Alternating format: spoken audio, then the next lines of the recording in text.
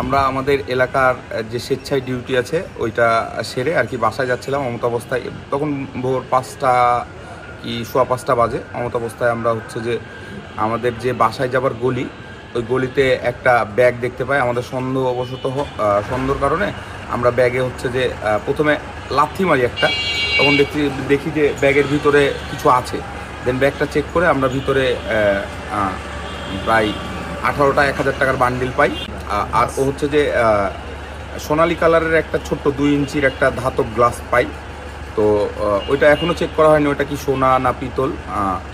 আর হচ্ছে আমরা দিয়ে ওইটা প্রপারলি নিয়ে আমরা হচ্ছে যে বোয়ালিয়া থানায় আসি। বোয়ালিয়া থানায় এসে আমরা ওসি স্যার, তারপরে আমাদের যে আর্মি যে কর্মরত আছে ওনার মাধ্যমে আমরা হচ্ছে যে